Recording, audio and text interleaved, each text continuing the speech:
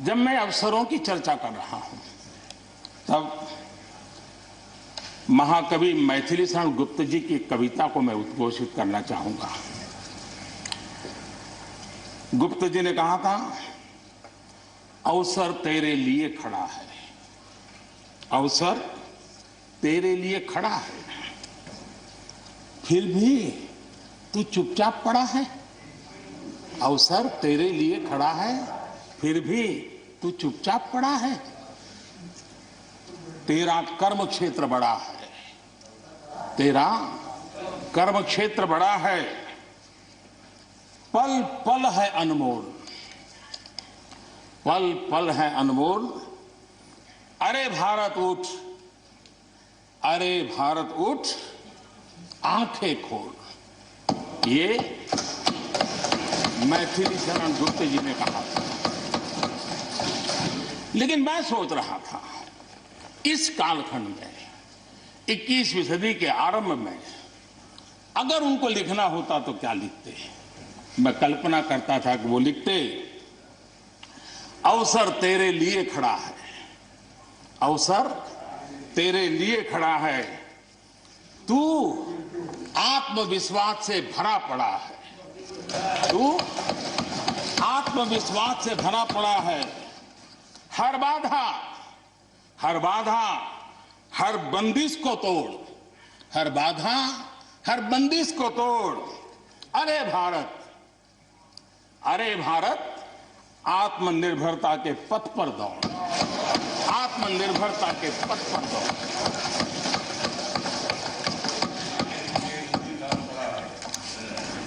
आदरणीय सभापति जी, कोरोना के दौरान किस प्रकार की वैश्विक परिस्थितियां बनी, कोई किसी की मदद कर सके ये असंभव हो गया। एक देश दूसरे देश को मदद न कर सके, एक राज्य दूसरे राज्य को मदद न कर सके,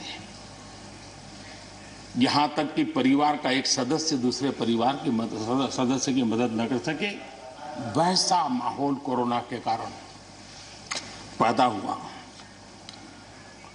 भारत के लिए तो दुनिया ने बहुत आशंकाएं जताई थी, विश्व बहुत चिंतित था कि अगर कोरोना के इस महामारी में अगर भारत अपने आप को संभाल नहीं पाया तो न सिर्फ भारत लेकिन पूरी मानव जात के लिए कितना बड़ा संकट आ जाएगा, ये आशंकाएं सबने जताई। करोड़ों लोग फंस जाएंगे, लाखों लोग मर जाएंगे। हमारे यहां भी डराने के लिए भरपूर बातें भी हुई। अरे ये क्यों हुआ, ये मेरा सवाल नहीं है, क्योंकि एक अननोन एनिमी क्या कर सकता है किसी को अंदाज नहीं था। हर एक ने अपने अपने तरीके से आकलन किया था। लेकिन भारत ने अपने देश के नागरिकों की रक्षा करने के लिए एक अननोन एनिमी से, और जिसकी कोई पूर्व परंपरा नहीं थी कि ऐसी चीज को ऐसे डील किया जा सकता है, इसके लिए ये प्रोटोकॉल हो सकता, कुछ पता नहीं था। एक नए तरीके से, नए सोच के साथ हर किसी को चलना था। हो सकता है कुछ विद्वान सामर्थ्यवान लोगों को कुछ और विचार हो सकता है, लेकिन था ये कि एक अननोन एनिमी था और हमें रास्ते भी खोजने थे, रास्ते बनाने भी थे और लोगों को बचाना भी था। उस समय जो भी ईश्वर ने बुद्धि, शक्ति, सामर्थ्य दिया, इस देश ने उसको करते हुए देश को बचाने में भरसक काम किया है। और आज दुनिया इस बात का गर्व कर रही है कि इस वाकई भारत ने दुनिया की मानव जात की रक्षा करने में बहुत बड़ी अहम भूमिका निभाई। ये लड़ाई जीतने का यश किसी सरकार को नहीं जाता है, न किसी व्यक्ति को जाता है, लेकिन हिंदुस्तान को तो जाता है। गर्व करने में क्या जाता है? विश्व के सामने आत्मविश्वास के साथ बोलने में क्या जाता है? इस देश ने किया है, गरीब से गरीब व्यक्ति ने इस बात को किया है। उन समय सोशल मीडिया में देखा होगा, फुटपाथ पर एक छोटी झोपड़ी लगा करके बैठी हुई एक बूढ़ी मां, वो भी घर के बाप की झोपड़ी के बाहर दिया जला करके भारत के शुभ के लिए कामना करते हैं। हम उसकी मजाक उड़ा रहे हैं, उस भावनाओं का मखौल उड़ा रहे हैं। समय है, जिसने कभी स्कूल का दरवाजा नहीं देखा था, उसके मन में भी देश के लिए जो भी दिया जला करके भी देश की सेवा कर सकता हूं तो करूं, इस भाव से किया था। और उसने देश में एक सामूहिक शक्ति का जागरण किया था, अपनी शक्ति का, सामर्थ्य का परिचय करवाया था। लेकिन उसकी भी मजाक उड़ाने में मजा आ रहा है। विरोध करने के लिए कितने मुद्दे हैं जी, और करना भी चाहिए, लेकिन ऐसी बातों में न उलझे जो देश के मनोबल को तोड़ते हैं, जो देश के सामर्थ्य को नीचा आंकते हैं। इससे कभी लाभ नहीं होता है। हमारे कोरोना वॉरियर्स, हमारे फ्रंटलाइन वर्कर्स, आप कल्पना कर सकते हैं जी, जब चारों तरफ भाई कहीं किसी से कोरोना आ जाएगा तो ऐसे समय ड्यूटी करना, अपनी जिम्मेवारियों को निभाना, ये छोटी चीजें नहीं है। इसका गर्व करना चाहिए, उनका आदर करना चाहिए। और इन सब के प्रयासों का परिणाम है कि देश ने आज ये करके दिखाया। हम जरा भूतकाल की तरफ देखें, ये आलोचना के लिए नहीं है, उन स्थितियों को हमने जिया है। कभी चेचक की बात होती थी, कितना भय फैल जाता था, पोलियो कितना डरावना लगता था, उसकी वैक्सीन पाने के लिए क्या क्या मेहनत करनी पड़ती थी, कितनी तकलीफें उठानी पड़ती थी।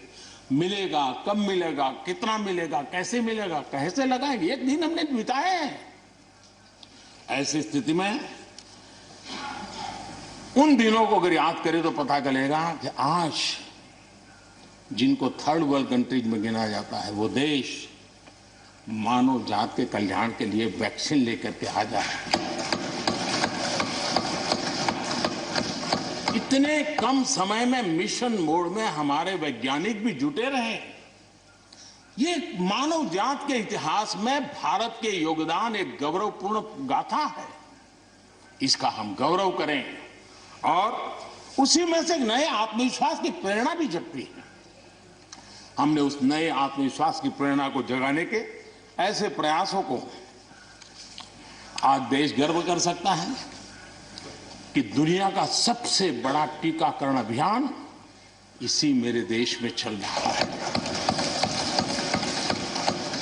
विश्व में तेज गति से टीकाकरण आज कहीं हो रहा है तो इसी हम सब की मां भारती के गोद में हो रहा है। और भारत का ये सामर्थ्य कहां नहीं पहुंचा है। आज कोरोना ने भारत को दुनिया के साथ रिश्तों में एक नई ताकत दी है। जब शुरुआत में कौन सी दवाई काम करेगी, वैक्सीन नहीं थी, तो सारा विश्व का ध्यान भारत की दवाइयों पर गया। विश्व में फार्मेसी के हब के रूप में भारत उभर करके आया। 150 देशों में दवाई पहुंचाने का काम उस संकट काल में भी इस देश ने किया है। मानव जात की रक्षा के लिए हम पीछे नहीं। इतना ही नहीं, इन समय वैक्सीन के संबंध में भी विश्व बड़े गर्व के साथ कहता है कि हमारे पास भारत की वैक्सीन आ गई है, हमारे पास भारत की वैक्सीन आ गई है। हम सबको मालूम है कि दुनिया के बड़े बड़े अस्पताल में भी बड़े बड़े लोग भी जब ऑपरेशन कराने जाते हैं, कोई बड़े मेजर ऑपरेशन के लिए, और ऑपरेशन थिएटर में जाने के बाद प्रक्रिया शुरू होने के पहले उसकी आंखें ढूंढती हैं कि कोई हिंदुस्तानी डॉक्टर है कि नहीं है। और जैसे ही एकाध टीम के अंदर एकाध भी हिंदुस्तानी डॉक्टर दिखता है ना, उसका विश्वास हो जाता है अब वापस ये देश ने कमाया है, इसका हमें गर्व होना चाहिए। और इसलिए इसी गर्व को लेकर के हम आगे बढ़ रहे हैं। इस कोरोना में जैसे वैश्विक संबंधों में भारत ने अपनी एक विशिष्ट पहचान बनाई है, अपना स्थान बनाया है, वैसे ही भारत ने हमारे फेडरल स्ट्रक्चर को इस कोरोना के कालखंड में हमारी अंतर्भूत ताकत क्या है, संकट के समय हम कैसे मिलकर के काम कर सकते हैं, एक ही दिशा में सब शक्तियां लगा करके हम कैसे प्रयास कर सकते हैं, ये केंद्र और राज्य ने मिलकर के करके दिखाया है। मैं राज्यों को भी, क्योंकि इस सदन में राज्यों की अपनी फ्लेवर होती है और इसलिए इस सदन में तो मैं विशेष रूप से राज्यों का भी अभिनंदन करता हूं और कोऑपरेटिव फेडरलिज्म को ताकत देने का काम, इस कोरोना के संकट को अवसर में पलटने का काम हमारे सभी ने किया है, इसलिए सब कोई अभिनंदन के अधिकारी है। यहां पर लोकतंत्र को लेकर के काफी उपदेश दिए गए, बहुत कुछ कहा गया और लेकिन मैं नहीं मानता हूं कि जो बातें बताई गई हैं देश का कोई भी नागरिक इस पर भरोसा करेगा। भारत का लोकतंत्र ऐसा नहीं है कि जिसकी खाल हम इस प्रकार से उधेड़ सकते हैं। ऐसी गलती हम न करें। और मैं श्रीमान डेरेक जी की बात सुन रहा था, बढ़िया बढ़िया शब्दों का प्रयोग हो रहा था, फ्रीडम ऑफ स्पीच,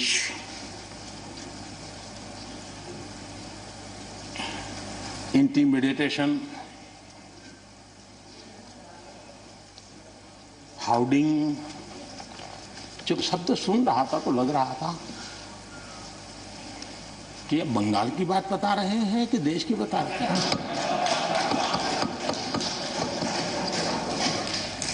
स्वाभाविक है, 24 घंटे वही देखते हैं, वही सुनते हैं, तो वही बात शायद गलती से यहां बता दी होगी। कांग्रेस के हमारे बाजवा साहब भी काफी अच्छा बता रहे थे इस बार, और इतना लंबा खींच करके बता रहे थे तो मुझे लग रहा था बस आप थोड़ी देर में ये इमरजेंसी तक पहुंच जाएंगे।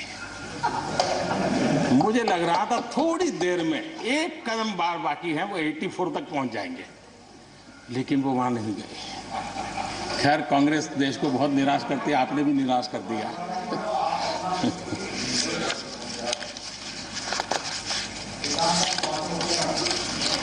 माननीय सभापति जी,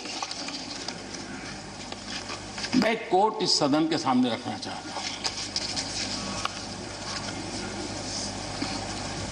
और खास करके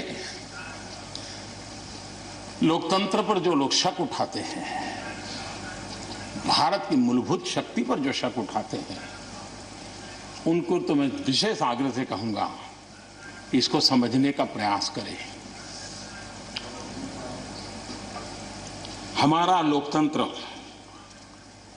किसी भी मायने में वेस्टर्न इंस्टीट्यूशन नहीं है, ये एक ह्यूमन इंस्टीट्यूशन है।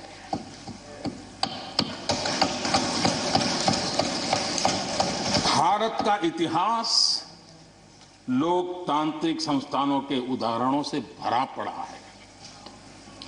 प्राचीन भारत में 81 गणतंत्रों का वर्णन हमें मिलता है। आज देशवासियों को भारत के राष्ट्रवाद पर चौतरफा हो रहे हमले से आगाह करना जरूरी है। भारत का राष्ट्रवाद ना तो संकीर्ण है, न स्वार्थी है और ना ही आक्रामक है। ये सत्यम शिवम सुंदरम के मूल्यों से प्रेरित हैं, अनकोट। आदरणीय सभापति जी, ये कोटेशन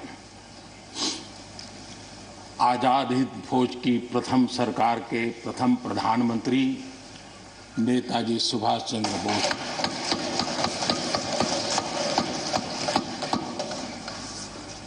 और संयोग है कि 125वीं जयंती आज हम मना रहे हैं, लेकिन दुर्भाग्य इस बात का है कि जाने अनजाने में हमने नेताजी की इस भावना को, नेताजी के इन विचारों को, नेताजी के इन आदर्शों को भुला दिया।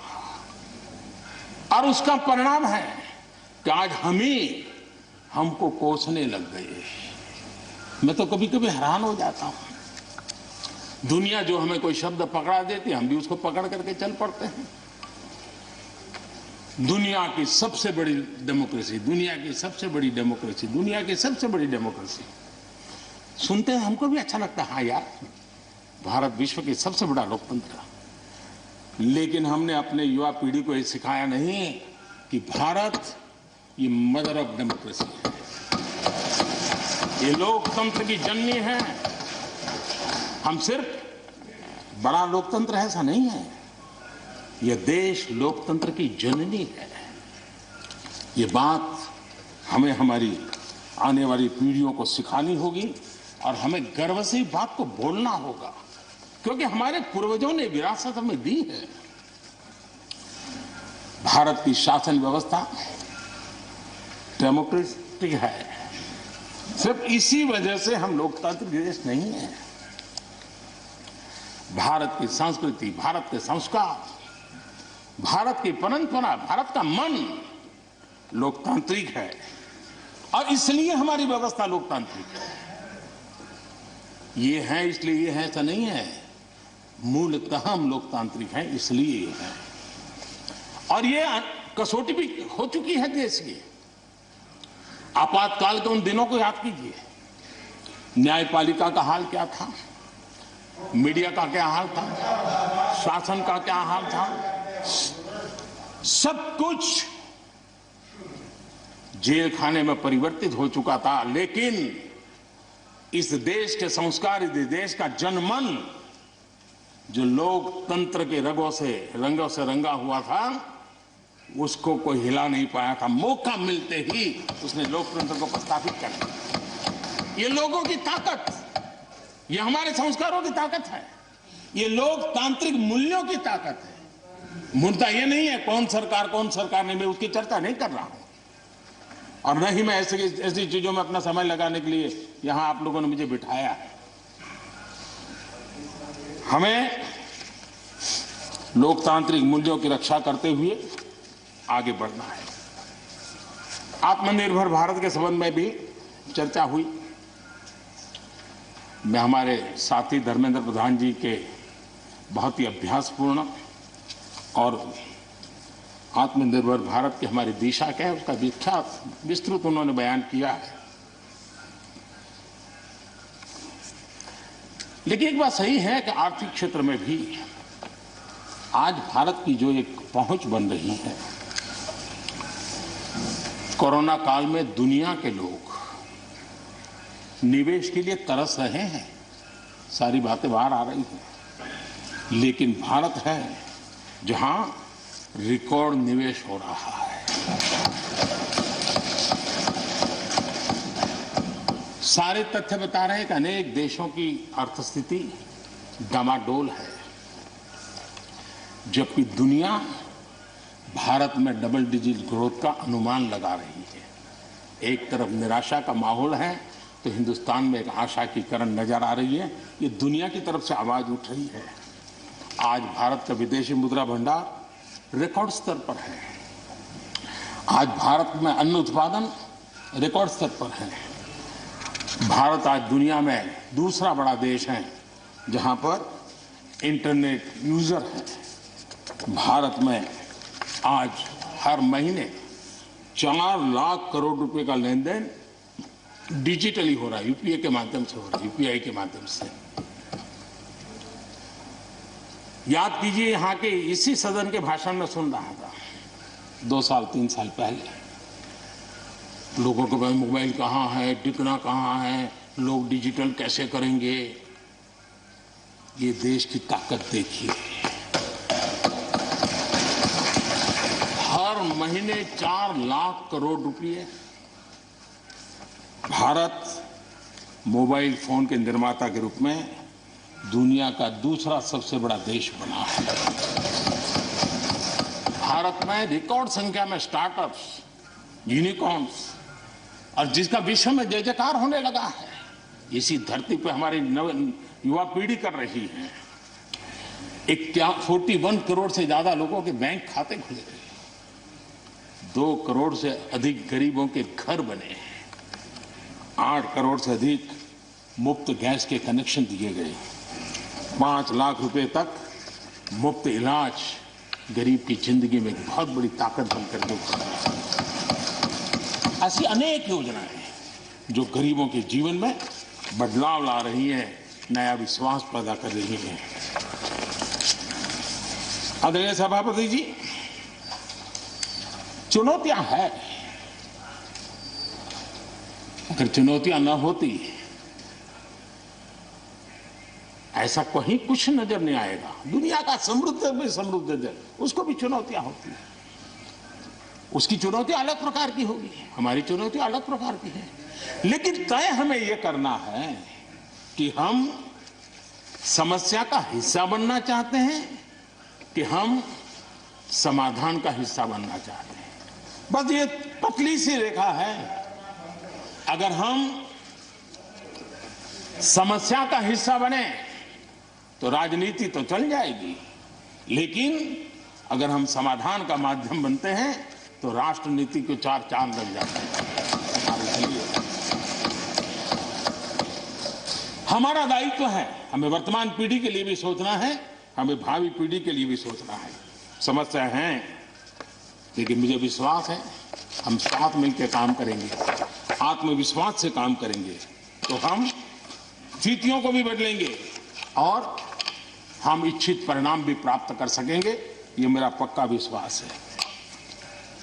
आदरणीय सभापति जी, सदन में किसान आंदोलन की भरपूर चर्चा हुई है। ज्यादा से ज्यादा समय जो बातें बताई गई वो आंदोलन के संबंध में बताई गई।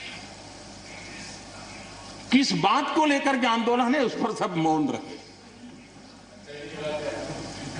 आंदोलन कैसा है, आंदोलन के साथ क्या हो रहा है, ये सारी बातें बहुत बताई गई, उसका भी महत्व है। लेकिन जो मूलभूत बात है, अच्छा होता कि उसकी विस्तार से चर्चा होती।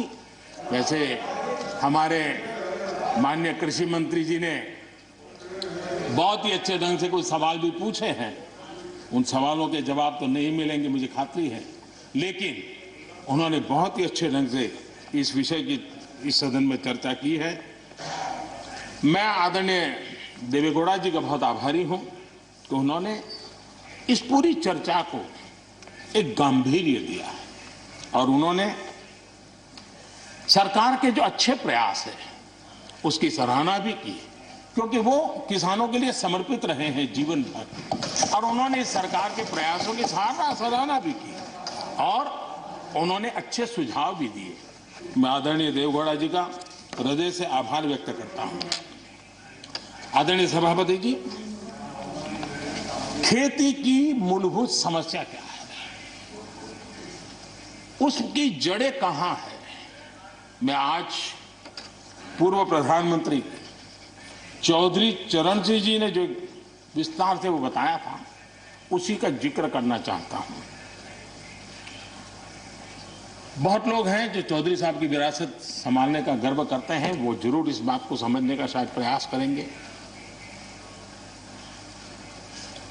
वो अक्सर 1970-71 जो एग्रीकल्चर सेंसस हुआ था उसका जिक्र उनकी भाषण में हमेशा आता था और उल्लेख करते थे। चौधरी चरण सिंह जी ने क्या कहा था, उनका कोट है, किसानों का सेंसस लिया गया तो 33% किसान ऐसे हैं जिनके पास जमीन 2 बीघे से कम है, 2 बीघे नहीं है, 2 बीघे तक है, 2 बीघे से कम। 18% जो किसान कहलाते हैं उनके पास 2 बीघे से 4 बीघे जमीन है, यानी आधा हेक्टर से 1 हेक्टर, ये 51% किसान है। ये चाहे कितनी मेहनत करे, अपनी छोटी सी जमीन पर इनकी गुजर ईमानदारी से उसमें हो नहीं सकती। ये चौधरी चरण सिंह जी का कोट है। छोटे किसानों की दयनीय स्थिति चौधरी चरण सिंह जी के लिए बहुत ही हमेशा पीड़ा देती थी और हमेशा उसकी चिंता करते थे। अब हम आगे देखें, ऐसे किसान जिनके पास 1 हेक्टर से भी कम जमीन होती है, 1971 में वे 51% थे, आज 68% हो चुके हैं। यानी देश में ऐसे किसानों की संख्या बढ़ रही है जिनके पास बहुत थोड़ी सी जमीन है। आज लघु और सीमांत किसानों की मिलाएं तो 86% किसान, ज्यादा किसान के पास 2 हेक्टर से भी कम जमीन है और ऐसे किसानों की संख्या 12 करोड़ है। क्या इन 12 करोड़ किसानों के प्रति हमारी कोई जिम्मेवारी नहीं है? क्या देश की कोई जिम्मेवारी नहीं है? क्या हमने कभी हमारी योजनाओं के केंद्र में इन 12 करोड़ किसानों को रखना पड़ेगा कि नहीं रखना पड़ेगा? ये सवाल का जवाब चौधरी चरण सिंह जी हमारे लिए छोड़ करके गए हैं। हमें जवाब को ढूंढना होगा। हमें चौधरी चरण सिंह जी को सच्ची श्रद्धांजलि देने के लिए भी, इस काम के लिए जिसको जो सूझे, जिसको मौका मिले, सबने करना होगा, तब जाकर के हम कर सकते हैं। अब पहले की सरकारों की सोच में छोटा किसान था क्या? अगर एक बार हम थोड़ा सोचेंगे तो ध्यान आएगा। मैं आलोचना के लिए नहीं कह रहा, लेकिन हमने सचमुच में, हम सब ने सोचने की आवश्यकता है। जब हम चुनाव आते ही एक कार्यक्रम करते हैं, कर्ज माफी। अब वो किसान का कार्यक्रम है कि वोट का कार्यक्रम है, वो तो हिंदुस्तान में हर कोई भली भांति जानता है। लेकिन जब कर्ज माफी करते हैं तब छोटा किसान उससे वंचित रहता है, उसके नसीब में कुछ नहीं आता है, क्योंकि कर्ज माफी जो बैंक से लोन लेता है उसके लिए होती है। छोटा किसान का बेचारा बैंक में खाता नहीं, वो कार लोन लेने जाएगा। हमने छोटे किसान के लिए नहीं किया है। भले ही हमने राजनीति कर ली हो, 1-2 एकड़ जमीन वाले किसान जिसके पास बैंक का खाता भी नहीं है, न वो कर्ज लेता है, न कर्ज माफी का फायदा उसको मिलता है। उसी प्रकार से पहले की फसल बीमा योजना क्या थी? एक प्रकार से वो बीमा जो बैंक गारंटी के रूप में काम करता था, और वो भी छोटे किसान के लिए तो नसीब ही नहीं होता था। वो भी उन्हीं किसानों के लिए होता था जो बैंक से लोन लेता था और उसका इंश्योरेंस होता था, तो बैंक वालों को भी एक विश्वास हो जाता था, चल जाता था। आज 2 हेक्टर से कम कितने किसान हो गए जो बैंक से लोन? सिंचाई की सुविधा भी छोटे किसान के नसीब नहीं हुई। बड़े किसान तो बड़ा बड़ा पंप लगा देते थे, ट्यूबवेल कर देते थे, बिजली भी ले लेते थे और बिजली भी मुफ्त मिल जाती थी, उनका काम चल जाता था। छोटे किसान के लिए तो सिंचाई के भी लिए दिक्कत थी, वो तो कभी ट्यूबवेल लगा ही नहीं सकता था, कभी कभी तो उसको बड़े किसान से पानी खरीदना पड़ता था और जो दाम मांगे वो दाम देना पड़ता था। यूरिया, बड़े किसान को यूरिया प्राप्त करने का कोई प्रॉब्लम नहीं था, छोटा किसान को रात रात लाइन में खड़े रहना पड़ता था, उस पर डंडे चलते थे और कभी कभी तो बेचारा यूरिया के बिना घर वापस लौट जाता था। ये हम छोटे किसानों के हाल जानते हैं। 2014 के बाद हमने कुछ परिवर्तन किया। हमने फसल बीमा योजना का दायरा बढ़ा दिया ताकि किसान छोटा किसान भी उसका फायदा ले सके। और बहुत मामूली रकम से ये काम शुरू किया और पिछले 4-5 साल में फसल बीमा योजना के तहत 90,000 करोड़ रुपए, छोटी रकम नहीं है, 90,000 करोड़ रुपए उसके क्लेम किसानों को मिले। कर्ज माफी से भी आंकड़ा बड़ा हो जाता है। छोटा किसानों का किसान क्रेडिट कार्ड, हमारे यहाँ किसान क्रेडिट कार्ड हुए, लेकिन बड़े किसानों तक गए और वो बैंक से बहुत ही कुछ तो राज्यों में 0% से ब्याज से उनको मिल जाते थे पैसे, और उनके कोई न कोई दो धंधा व्यापार होता था, पैसे वहां भी लग जाते थे। छोटे किसान के नसीब में ये नहीं था। हमने तय किया हिंदुस्तान के हर किसान को किसान क्रेडिट कार्ड देंगे। इतना ही नहीं, हमने उसका तो दायरा फिशरमैन तक भी बढ़ा दिया ताकि वो भी इसका फायदा उठा सके। और 1.25 करोड़ से ज्यादा किसानों तक ये किसान क्रेडिट का काम पहुंच चुका है और बाकी भी राज्यों से आग्रह कर रहे हैं कि लगातार उसको आगे बढ़ाएं ताकि ज्यादा से ज्यादा किसान इसका लाभ उठा सके और राज्यों की मदद जितनी ज्यादा मिलेगी उतना ज्यादा ये काम हो जाएगा। उसी प्रकार से हम एक योजना ले आए, प्रधानमंत्री सम्मान निधि योजना। सीधे किसान के खाते में, और ये गरीब किसान को जिसके पास कभी इस प्रकार की मदद नहीं पहुंची। 10 करोड़ ऐसे परिवार हैं जिनको इसका लाभ मिल गया। और अगर बंगाल में राजनीति आड़े ना आती तो बंगाल के किसान भी अगर जुड़ गए होते तो ये आंकड़ा उससे भी ज्यादा होता। और अब तक 1,15,000 करोड़ रुपया इन किसानों के खाते में गया। ये गरीब छोटे किसान, उनके पास गया है।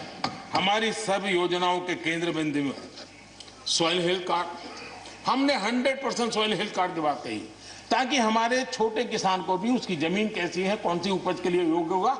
हमने 100% सॉइल हेल्थ कार्ड के लिए काम किया। उसी प्रकार से हमने यूरिया का नीम कोटी 100% किया। 100% के पीछे इरादा हमारा यही था कि गरीब से गरीब किसान तक भी यूरिया पहुंचने में रुकावट ना हो, यूरिया डाइवर्ट होता है बंद हो, और उसमें हम सफल भी हुए। छोटे और सीमांत किसानों के लिए हमने पहली बार पेंशन की सुविधा की योजना लेकर के आए और मैं देख रहा हूं कि धीरे धीरे हमारे छोटे किसान भी आ रहे हैं।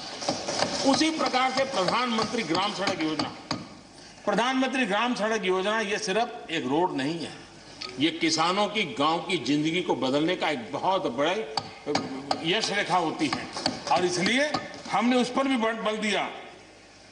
पहली बार हमने किसान रेल की कल्पना की।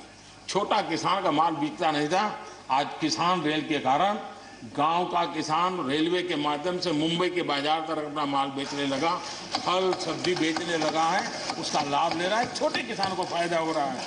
किसान उड़ान के द्वारा हवाई जहाज से अब जैसे हमारे नॉर्थ ईस्ट इतनी बढ़िया बढ़िया चीजें, लेकिन ट्रांसपोर्टेशन सिस्टम के अभाव में वहां का किसान हमारा बेनिफिट नहीं ले पाता था। आज उसको किसान उड़ान योजना का लाभ मिल रहा है।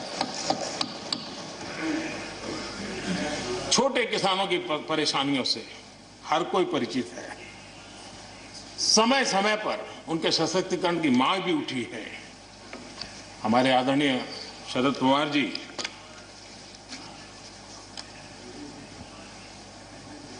और कांग्रेस के भी हर किसी ने, हर सरकार ने कृषि सुधारों की वकालत की है। कोई पीछे नहीं है, क्योंकि हर एक को लगता है कर पाए नहीं कर पाए अलग बात है, लेकिन ये होना चाहिए, ये बात हर एक की निकली हुई है। और आज नहीं, जब भी जो चाहते सबने की हुई है। और शरद राव जी ने तो अभी एक बयान भी दिया कि मैं सुधारों के पक्ष में हूं। ठीक है, पद्धति के संबंध में उनके मन में सवाल है, लेकिन सुधारों का विरोध नहीं किया है। और इसलिए मैं समझता हूं कि हमें इस विषय में हमारे साथी श्रीमान सिंधिया जी ने बहुत ही अच्छे ढंग से कई पहलुओं पर इस कानून को लेकर के यहां पर ये सारी बातें पिछले 2 दशक से लगातार चल रही है, हर फोरम में चली। ऐसा नहीं है कि कोई हमारे आने के बाद हर ने कहा है और हर एक को लगा कि अब समय आ गया, हो जाए, अब समय आ गया। ये ठीक है, फुटस्टॉप कॉमा कोई इधर उधर हो सकता है, कोई ये दावा नहीं कर सकता है कि भाई हमारे समय की सोच बहुत ही बढ़िया थी। मैं भी दावा नहीं कर सकता हूं कि हमारे समय की सोच बढ़िया है, 10 साल के बाद कोई नई सोच आ ही नहीं सकती। ऐसा नहीं होता है जी। ये समाज जीवन परिवर्तनशील होता है। आज के समय हमें जो ठीक लगा चलो चले, आगे सुधार करेंगे, नई चीजों को जोड़ेंगे। यही तो प्रगति का रास्ता होता है जी। रुकावटें डालने से प्रगति कहां होती है जी। और इसलिए, लेकिन मैं हैरान हूं, अचानक यू टर्न ले लिया भाई, ऐसा क्यों किया? ठीक है, आप आंदोलन के मुद्दों को लेकर के इस सरकार को घेर लेते, लेकिन साथ साथ किसानों को भी कहते हैं कि भाई बदलाव बहुत जरूरी है, बहुत साल हो गए, अब नई चीजों को लेना पड़ेगा, तो देश आगे बढ़ता है। लेकिन अब मुझे लगता है कि राजनीति इतनी हावी हो जाती है कि अपने ही विचार छूट जाते हैं। लेकिन जो ये सब कर रहे हैं अच्छा है। आदरणीय डॉक्टर मनमोहन सिंह जी यहां मौजूद है, मैं उन्हीं का एक कोट आज पढ़ना चाहता हूं। हो सकता है जो यू टर्न कर रहे हैं वो मेरी बात माने या न माने, मनमोहन सिंह जी की तो बात जरूर मानेंगे। There are other rigidities because of the whole marketing regime set up in the 1930s, which prevent our farmers from selling their produce where they get the highest rate of return. It is our intention to remove all those handicaps which come in the way of India realizing its vast potential as one large common market. ये आदरणीय मनमोहन सिंह जी का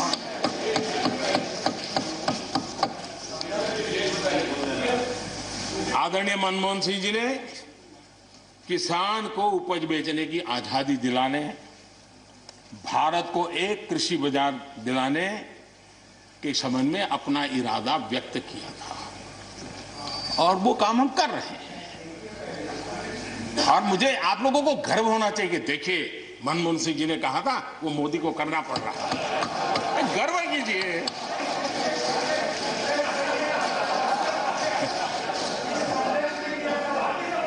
please please. और मजा ये है कि जो लोग पॉलिटिकल बयानबाजी करते हैं उछल उछल करके, उनके राज्यों में भी जब उनको मुकाबला है, इसी में से आधा अधूरा कुछ न कुछ किया ही किया है हर किसी ने। यहां जो विरोध में दल है उनकी भी जहां सरकारें हैं वहां आधा अधूरा कुछ न कुछ तो किया ही है, क्योंकि उनको भी मालूम है रास्ते का रास्ता तो यही है। और मैंने देखा इस चर्चा में लॉ का जो स्पिरिट है उस पर किसी की चर्चा नहीं हुई है। शिकायत दिया गया तरीका ठीक नहीं था, जल्दी कर दिया, इसको नहीं पूछा, ये रहता है। वो तो परिवार में शादी होती है तो भी फूफी नाराज होकर के कहती है मुझे कहां बुलाया। वो तो रहता है, इतना बड़ा बड़ा परिवार है तो रहता ही है।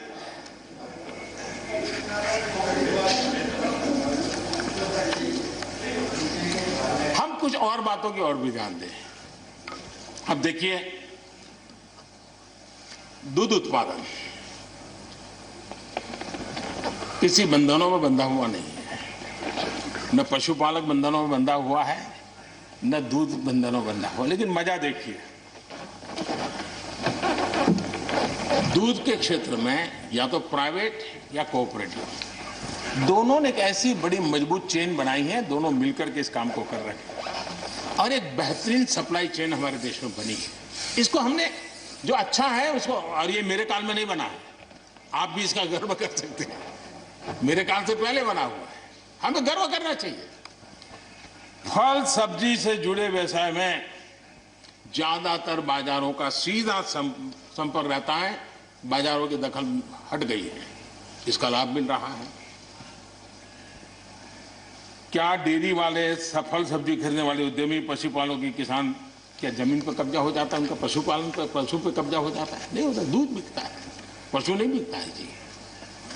हमारे देश में डेयरी उद्योग का योगदान कृषि अर्थव्यवस्था के कुल मूल्य में 28% से भी ज्यादा है। यानी इतना बड़ा हम एग्रीकल्चर की चर्चाएं करते हैं, इस पहलू को हम भूल जाते हैं। 28% कंट्रीब्यूशन है और करीब करीब 8 लाख करोड़ रुपयों का कारोबार है।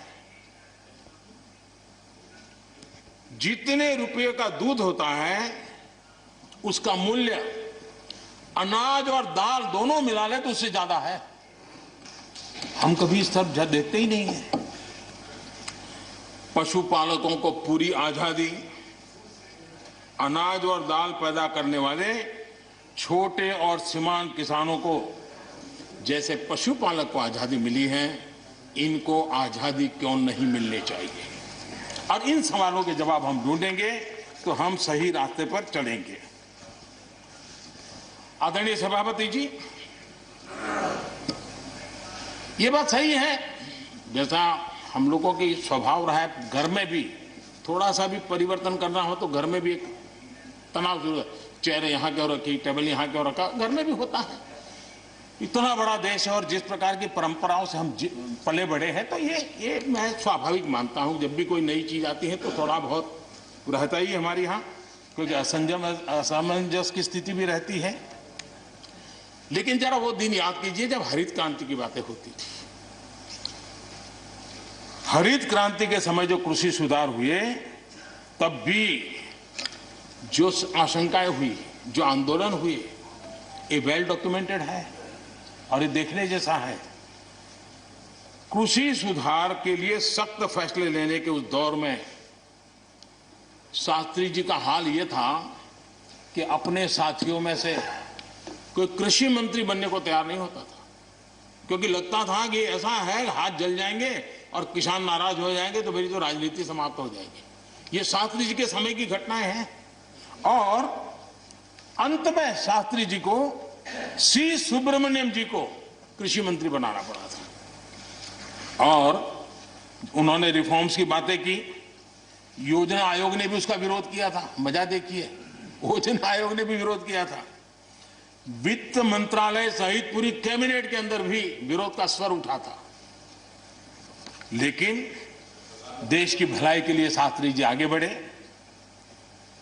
और लेफ्ट पार्टी जो आज भाषा बोलते हैं ना, वही उस समय बोलते थे। वो यही कहते हैं, अमेरिका के इशारे पर शास्त्री जी ये कर रहे हैं, अमेरिका के इशारे पर कांग्रेस ये कर रही है। सारे जितना आज मेरे खाते में जमा है ना, वो पहले आपके यहाँ बैंक में अकाउंट में था।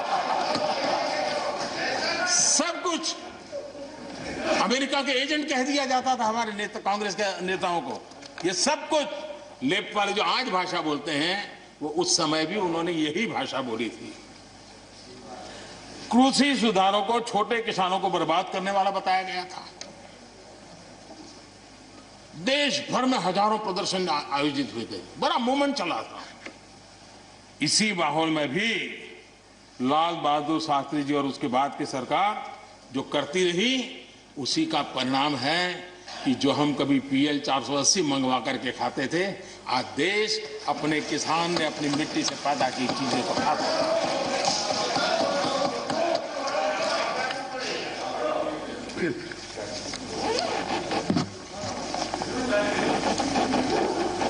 रिकॉर्ड उत्पादन के बावजूद भी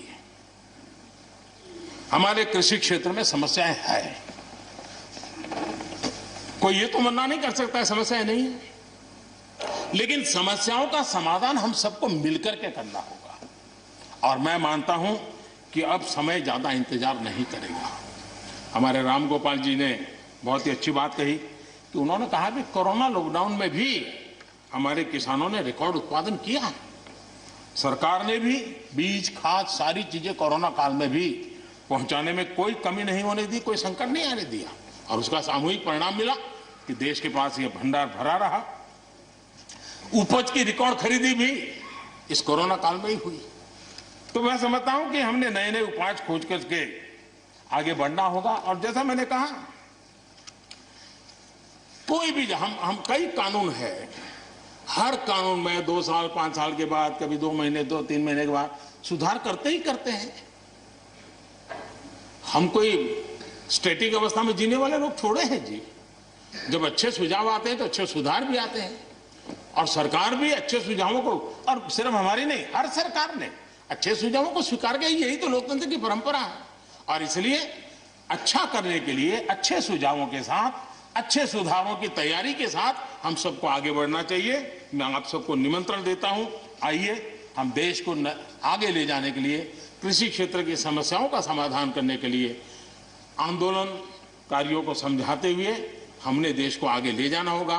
हो सकता है कि शायद आज नहीं तो कल जो भी यहाँ होगा, किसी न किसी को ये काम करना ही पड़ेगा।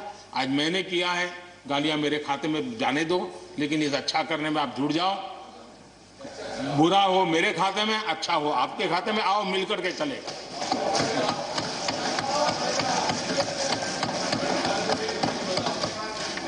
और मैं लगातार, हमारे कृषि मंत्री जी लगातार किसानों से बातचीत कर रहे हैं, लगातार मीटिंगें हो रही हैं और अभी तक कोई तनाव पैदा नहीं हुआ है।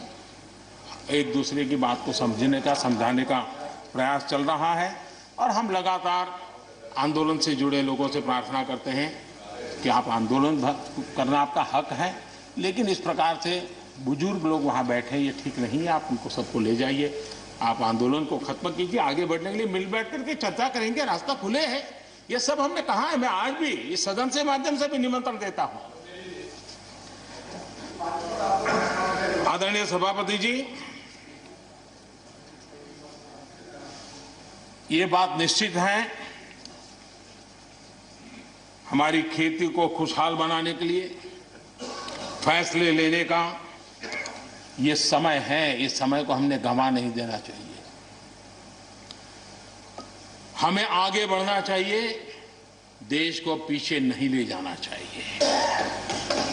पक्ष हो, विपक्ष हो, आंदोलनरत साथी हो, इन सुधारों को हमने मौका देना चाहिए और एक बार देखना चाहिए कि इस परिवर्तन से हमें लाभ होता है कि नहीं होता है। कोई कमी हो तो उसको ठीक करेंगे और कहीं ढिलाई है तो उसको कसेंगे। ऐसा तो है नहीं कि सब दरवाजे बंद कर दिए बस। और इसलिए मैं कहता हूं, मैं विश्वास दिलाता हूं कि मंडियां अधिक आधुनिक बने, अधिक प्रतिस्पर्धी होगी। इस बार बजट में भी उसके लिए हमने प्रावधान किया है। इतना ही नहीं, एमएसपी है, एमएसपी था, एमएसपी रहेगा। ये सदन की पवित्रता समझे हम। जिन 80 करोड़ से अधिक लोगों को सस्ते में राशन दिया जाता है, वो भी कंटिन्यू रहेगा। इसलिए मेहरबानी करके भ्रम फैलाने के काम में हम न जुड़े, क्योंकि हमको देश ने एक विशिष्ट जिम्मेवारी दी है। किसानों की आय बढ़ाने के जो दूसरे उपाय हैं, उन पर भी हमें बल देने की जरूरत है। आबादी बढ़ रही है, परिवार के अंदर सदस्यों की संख्या बढ़ रही है, जमीन के टुकड़े छोटे होते जा रहे हैं। ऐसी स्थिति में हमें कुछ न कुछ ऐसा करना ही होगा ताकि किसानी पर बोझ कम हो और हमारे किसान के परिवार के लोग भी रोजी रोटी कमाने के लिए, उनके लिए हम और अवसर उपलब्ध करा सकें। इनकी तकलीफों को दूर करने के लिए हमने काम करना होगा। और मैं मानता हूं कि हम अगर देर कर देंगे, हम अगर अपने ही राजनीतिक समीकरणों में फंसे रहेंगे, तो हम किसानों को अंधकार की तरफ धकेल देंगे। कृपा करके हमें उज्जवल, किसानों के उज्जवल भविष्य के लिए इससे बचना चाहिए। मैं सबसे प्रार्थना करता हूं, हमें इस बात की चिंता करनी होगी।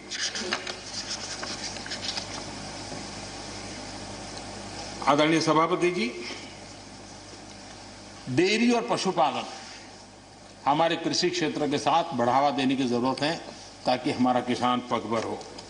उसी प्रकार इसी काम के लिए हमने फूट एंड माउथ डिसीज के लिए एक बहुत बड़ा अभियान चलाया है ताकि वो किसान को या पशुपालक जो बाय एंड लार्ज किसानी से जुड़ा हुआ रहता है उसको भी लाभ होगा। हमने फिशरीज को भी एक अलग बल दिया, अलग मिनिस्ट्री बनाई और 20,000 करोड़ रुपए मत्स्य संपदा योजना के लिए लगाया है ताकि ये पूरे क्षेत्र को एक नया बल मिले। स्वीट रिवॉल्यूशन, भारत में बहुत संभावनाएं हैं और इसलिए भारत ने किसानों, उसके लिए बहुत जमीन की जरूरत नहीं, अपने ही खेत के कोने में वो कर दे तो भी साल में 40,000, 50,000, लाख रुपया, 2 लाख रुपया कमा लेगा वो। और इसलिए हम स्वीट रिवॉल्यूशन, शहद के लिए, हनी के लिए, उसी प्रकार से बी वैक्स, दुनिया में बी वैक्स की मांग है, भारत बी वैक्स एक्सपोर्ट कर सकता है। हमने उसके लिए एक माहौल बना और किसान के खेत में ही, छोटे किसान होगा तो एक कोने में वो एक नई कमाई कर सकता है। हमने इसको जोड़ना होगा और मधुमक्खी पालन के लिए कोई सैकड़ों एकड़ जमीन की जरूरत नहीं है, वो आराम से अपने यहां कर सकता है। सोलर पंप, सोलर हम कहते हैं अन्नदाता ऊर्जादाता बने, उसके खेत में ही वो अपने सोलर सिस्टम से ऊर्जा भी पैदा करे, सोलर पंप चलाए, अपनी पानी की आवश्यकता को पूरी करे, उसके खर्च को, बोझ को बंद करे और फसल एक लेता है तो 2 ले, 2 लेता है तो 3 ले, क्रॉप पैटर्न में बदल करना है तो बदल कर सके, उसकी दिशा में हम जा सकते हैं। और एक बात है, भारत की ताकत ऐसी समस्याओं के समाधान करने की और नए रास्ते खोजने की रही है, आगे भी खुलेंगे।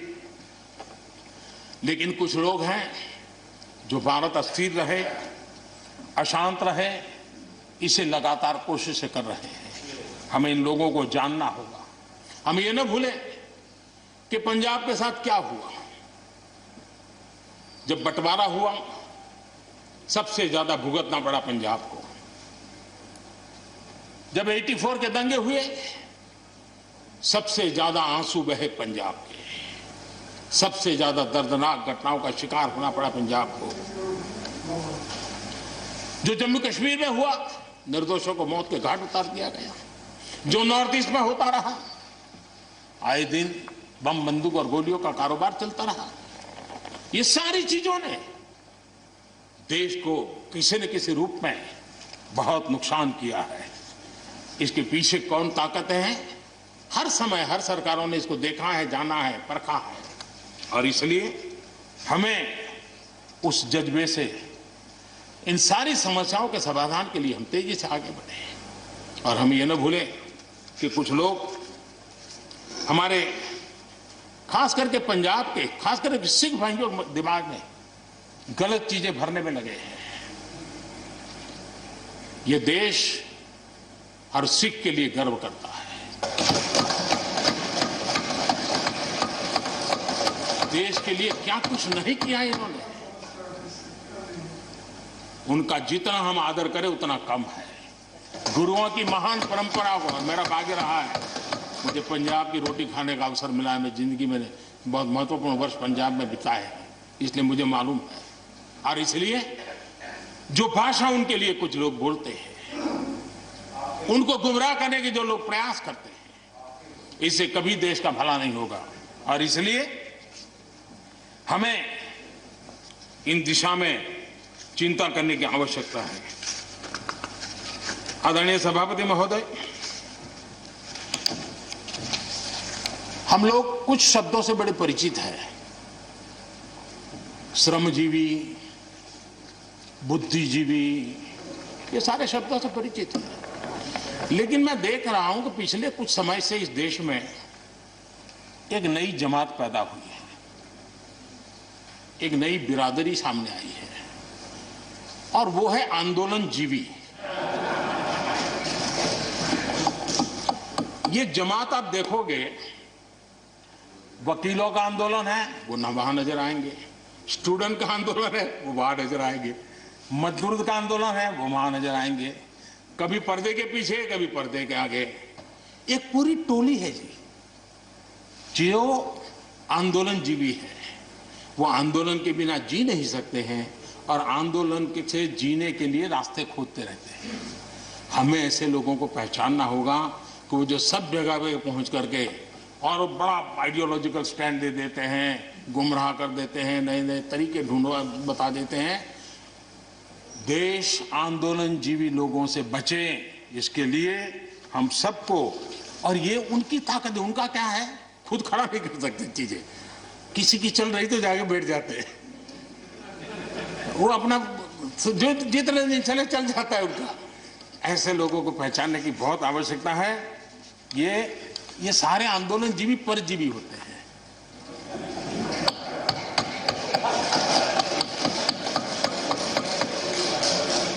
और यहां पर सब लोगों को मेरी बात से आनंद इसलिए होगा कि आप जहां जहां सरकारें चलाते होंगे, आपको भी ऐसे परजीवी आंदोलन जीवियों का अनुभव होता होगा।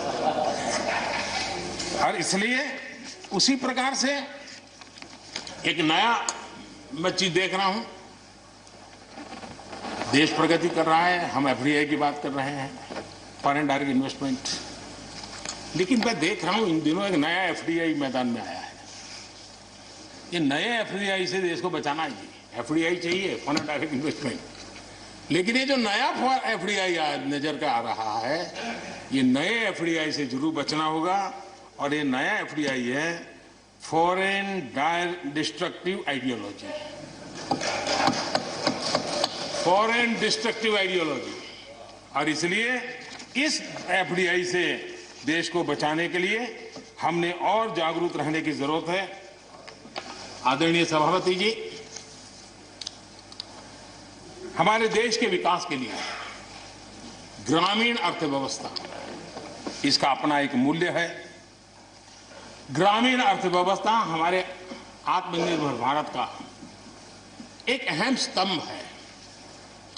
आत्मनिर्भर भारत ये किसी सरकार का कार्यक्रम नहीं हो सकता है और होना भी नहीं चाहिए। ये 130 करोड़ देशवासियों के संकल्प होने चाहिए। हमें गर्व होना चाहिए और इसमें कोई दुविधा नहीं होनी चाहिए। और महात्मा गांधी जैसे महापुरुषों ने हमें यही रास्ता दिखाया था। अगर हम वहां से थोड़े हट गए हैं तो वापस उस पटरी पर आने की जरूरत है और आत्मनिर्भर भारत के रास्ते पर हमको बढ़ना ही होगा। गांव और शहर की खाई को अगर हमें बांटना है तो उसके लिए भी हमें आत्मनिर्भर भारत की ओर बढ़ना ही होगा। और मुझे विश्वास है कि हम उन बातों को लेकर के जब आगे बढ़ रहे हैं तो हमारे देश के सामान्य मानवी का विश्वास बढ़े। जैसे अभी प्रश्नोत्तर काल के अंदर जल जीवन मिशन की चर्चा हो रही थी। इतने कम समय में 3 करोड़ परिवारों तक घर में पीने का पानी पहुंचाने का नल कनेक्शन देने का काम हो चुका है।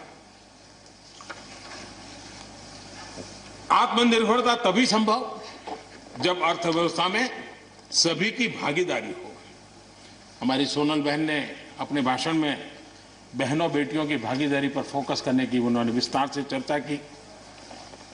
कोरोना काल में चाहे राशन हो, आर्थिक मदद हो या मुफ्त गैस सिलेंडर, सरकार ने हर तरह से एक प्रकार से हमारी माताओं बहनों को असुविधा ना हो इसकी पूरी चिंता करने का प्रयास किया है।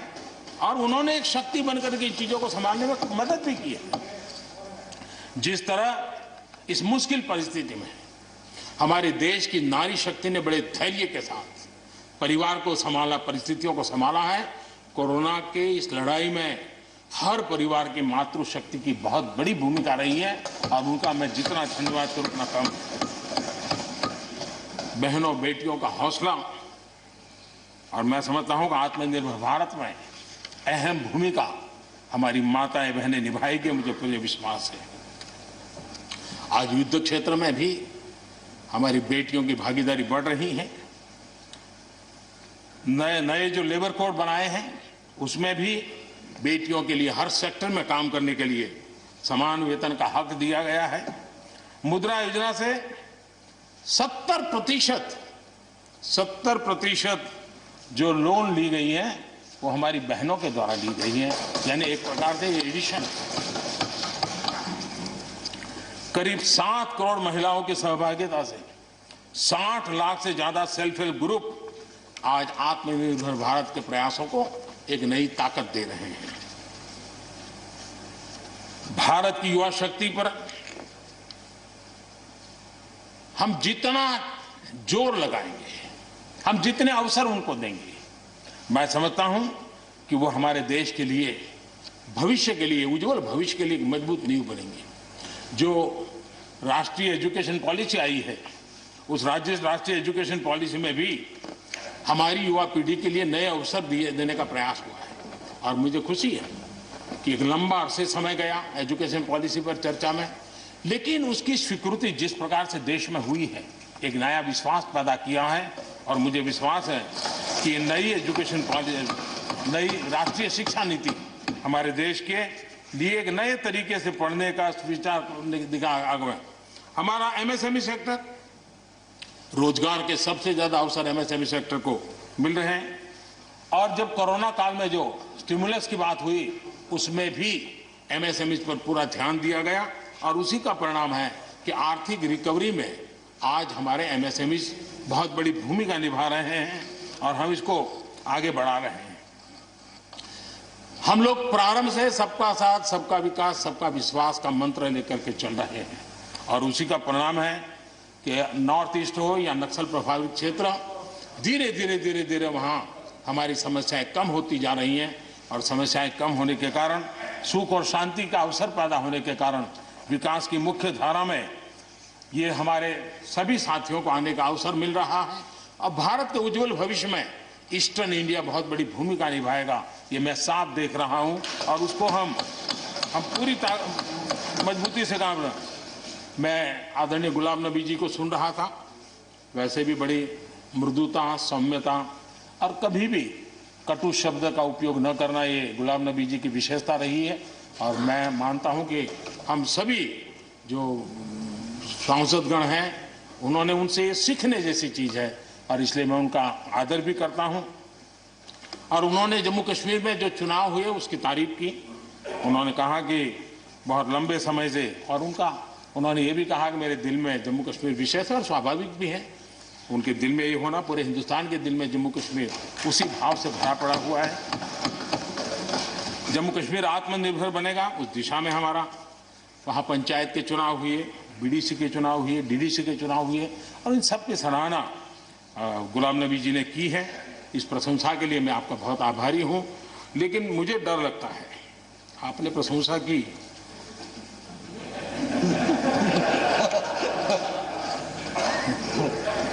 मुझे विश्वास है कि आपकी पार्टी वाले इसको उचित स्पिरिट में लेंगे। गलती से G23 की राय मान करके खुद उल्टा न कर दे।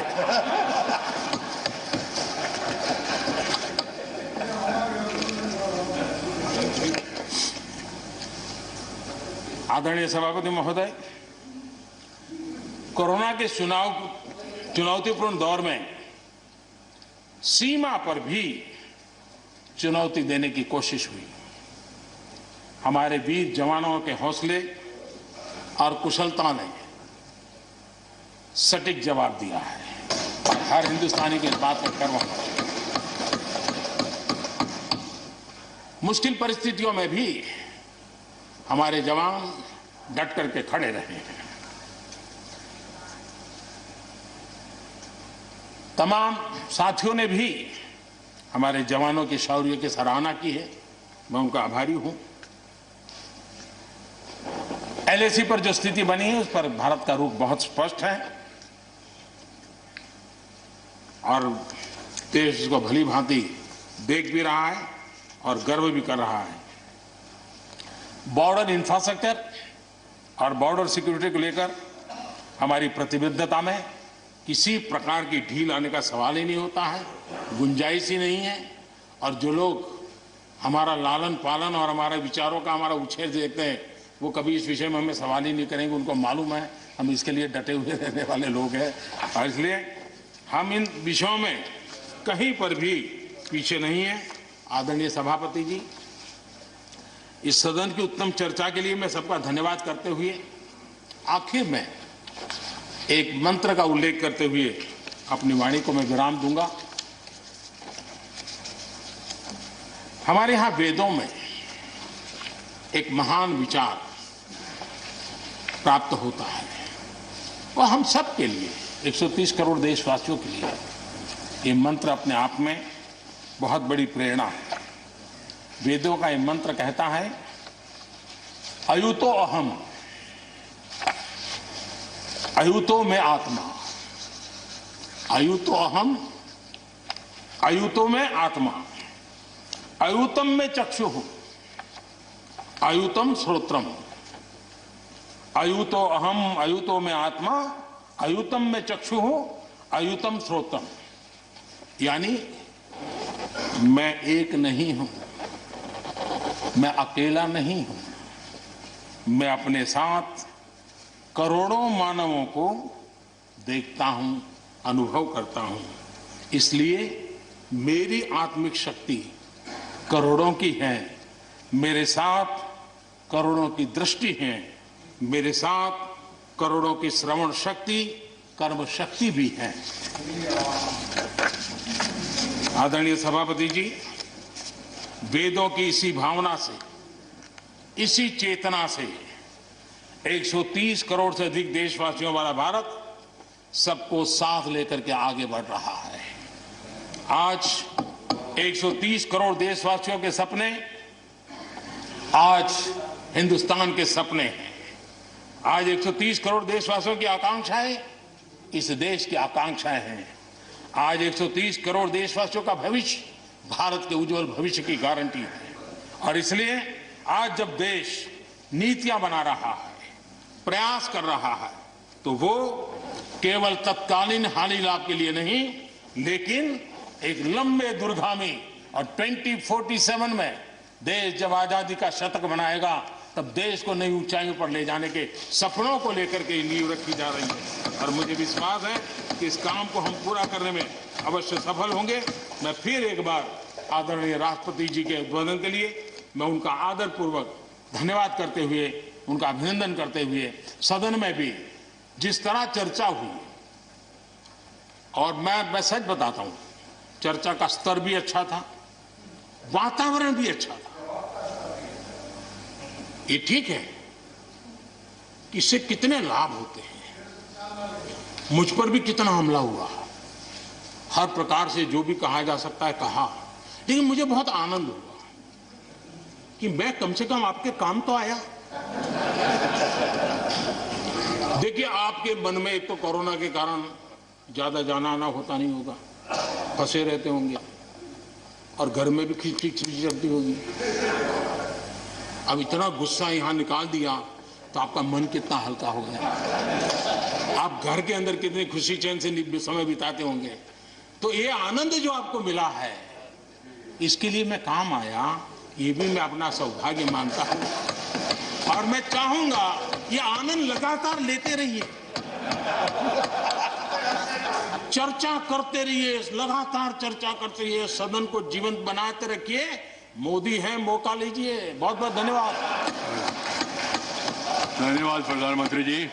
I shall now put the amendments which have been moved to vote. Amendment number 11 to 18 by Tiruchi Siva.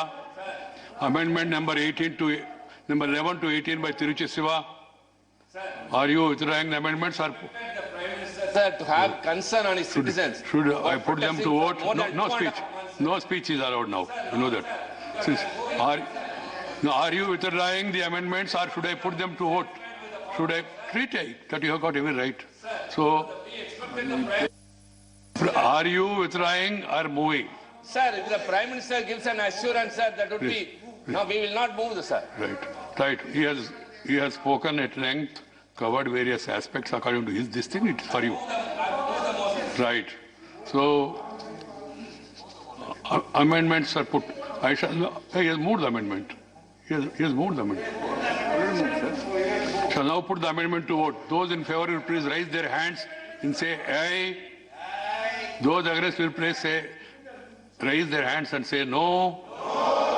I think the noes have it, the noes have it, the noes have it, the noes have it.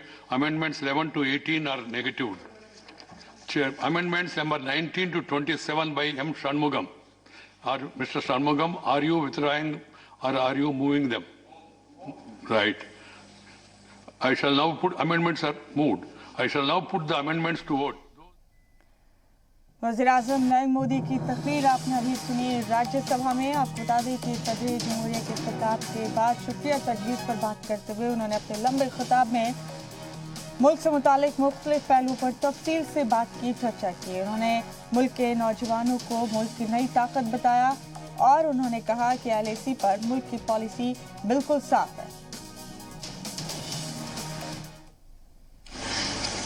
कोई भी हम कई कानून है, हर कानून में 2 साल 5 साल के बाद, कभी 2 महीने 2-3 महीने के बाद सुधार करते ही करते हैं। हम कोई स्टैटिक अवस्था में जीने वाले लोग थोड़े हैं जी।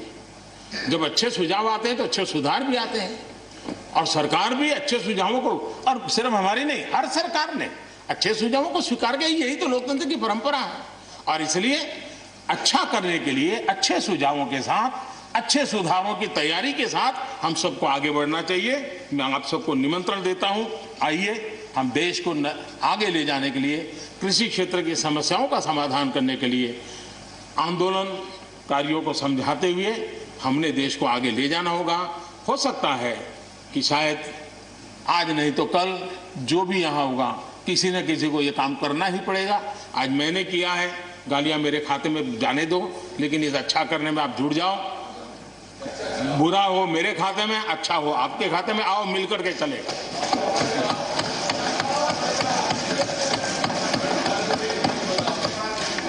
और मैं लगातार, हमारे कृषि मंत्री जी लगातार किसानों से बातचीत कर रहे हैं, लगातार मीटिंगें हो रही हैं और अभी तक कोई तनाव पैदा नहीं हुआ है। एक दूसरे की बात को समझने का, समझाने का प्रयास चल रहा है और हम लगातार आंदोलन से जुड़े लोगों से प्रार्थना करते हैं कि आप आंदोलन करना आपका हक है, लेकिन इस प्रकार से बुजुर्ग लोग वहाँ बैठे, ये ठीक नहीं है। आप उनको सबको ले जाइए, आप आंदोलन को खत्म कीजिए। आगे बढ़ने के लिए मिल बैठ करके चर्चा करेंगे, रास्ता खुले है। ये सब हमने कहा है। मैं आज भी इस सदन से माध्यम से भी निमंत्रण देता हूँ।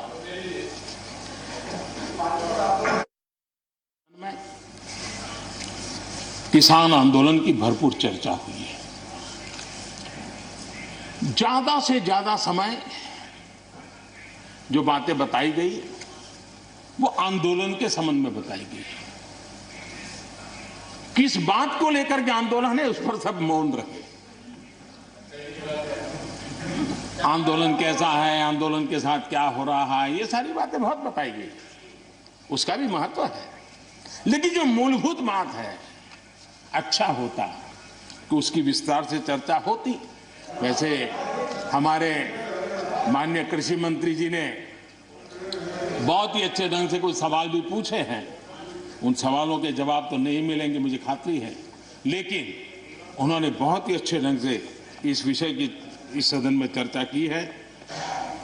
मैं आदरणीय देवेगौड़ा जी का बहुत आभारी हूं कि उन्होंने इस पूरी चर्चा को एक गांधीर्य दिया और उन्होंने सरकार के जो अच्छे प्रयास है उसकी सराहना भी की, क्योंकि वो किसानों के लिए समर्पित रहे हैं जीवन भर, और उन्होंने सरकार के प्रयासों की सराहना भी की और उन्होंने अच्छे सुझाव भी दिए।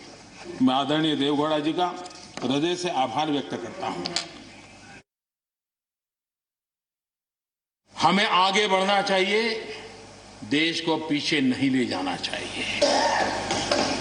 पक्ष हो, विपक्ष हो, आंदोलनरत साथी हो, इन सुधारों को हमने मौका देना चाहिए और एक बार देखना चाहिए कि इस परिवर्तन से हमें लाभ होता है कि नहीं होता है। कोई कमी हो तो उसको ठीक करेंगे और कहीं ढिलाई है तो उसको कसेंगे। ऐसा तो है नहीं कि सब दरवाजे बंद कर दिए बस। और इसलिए मैं कहता हूं, मैं विश्वास दिलाता हूं कि मंडियां अधिक आधुनिक बने, अधिक प्रतिस्पर्धी होगी। इस बार बजट में भी उसके लिए हमने प्रावधान किया है। इतना ही नहीं, एमएसपी है, एमएसपी था, एमएसपी रहेगा। राज्यसभा में करीब 13-14 घंटे तक 50 से अधिक मान्य सदस्यों ने अपने विचार रखे, बहुमूल्य विचार रखे, अनेक पहलुओं पर विचार रखे और इसलिए मैं सभी आदरणीय सदस्यों का हृदयपूर्वक आभार भी व्यक्त करता हूं इस चर्चा को समृद्ध बनाने के लिए। अच्छा होता कि राष्ट्रपति जी का भाषण सुनने के लिए भी सब होते तो लोकतंत्र की गरिमा और बढ़ जाती और हम सबको कभी गिला शिकवा न रहता कि हमने राष्ट्रपति जी का भाषण सुना नहीं था। लेकिन राष्ट्रपति जी के भाषण की ताकत इतनी थी कि न सुनने के बावजूद भी बहुत कुछ बोल पाए।